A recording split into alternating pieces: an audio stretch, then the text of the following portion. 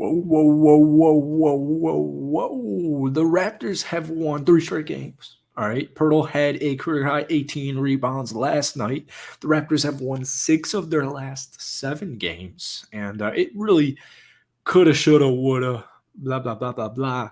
Could be 7. The fourth quarter kind of collapse late in the game against the Utah Jazz. But regardless, the Toronto Raptors are a much improved basketball team. And, while this squad is 29-31, they're currently still in the play-in. It's a long journey out of the plan, but crazier things have happened. Regardless, this Raptors team is going to enter next season on a high note.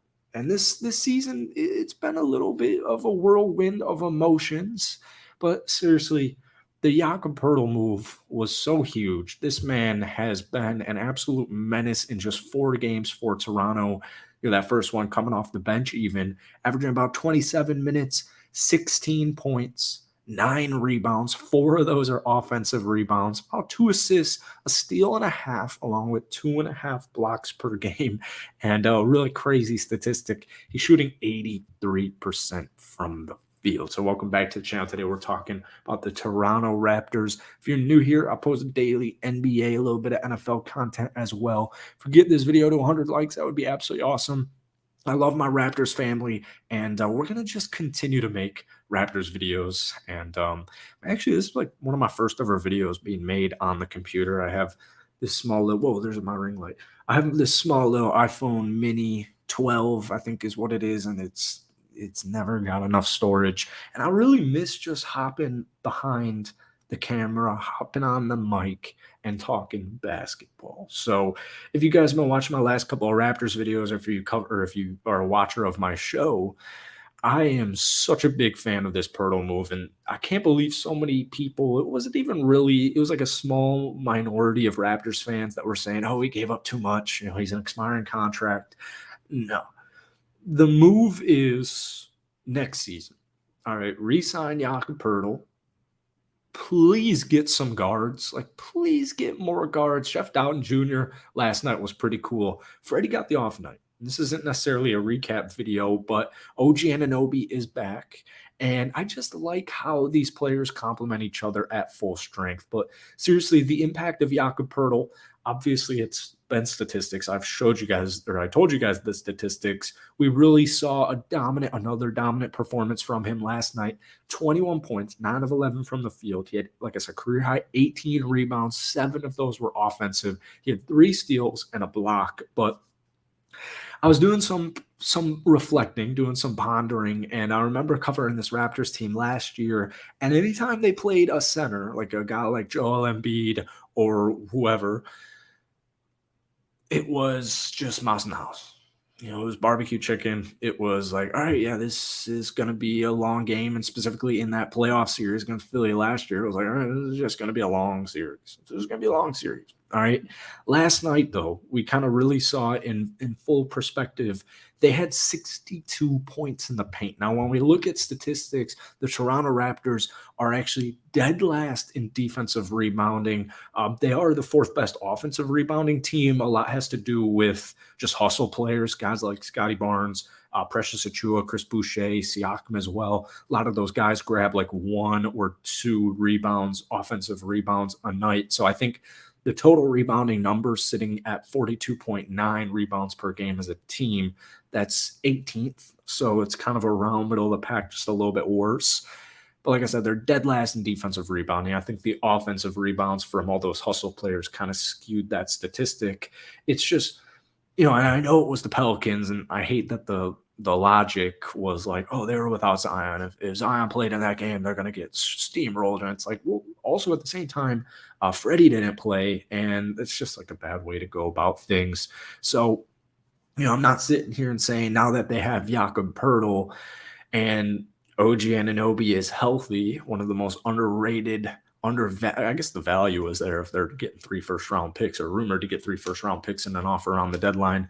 One of the more underrated players, two-way players, who's a great three-point shooter, just a great glue guy to have on your team. We saw him offensively do so well when guys like Siakam were out. But nonetheless, I'm not saying Joel Embiid, the Philadelphia 76ers, they got to watch out. Or, if the Raps get out of the play-in tournament, if they're in the play-in tournament and they get out, I'm not saying, Boston's got to watch out. Milwaukee's got to watch out for an upset.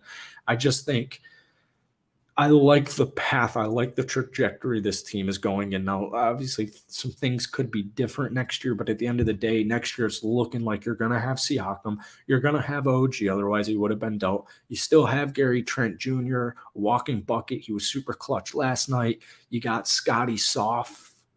I'm working on that nickname, Scotty Roy. I love calling him Scotty Roy, but the Scotty Soft saying, I feel like it makes it seem like I'm saying soft when he's just a sophomore.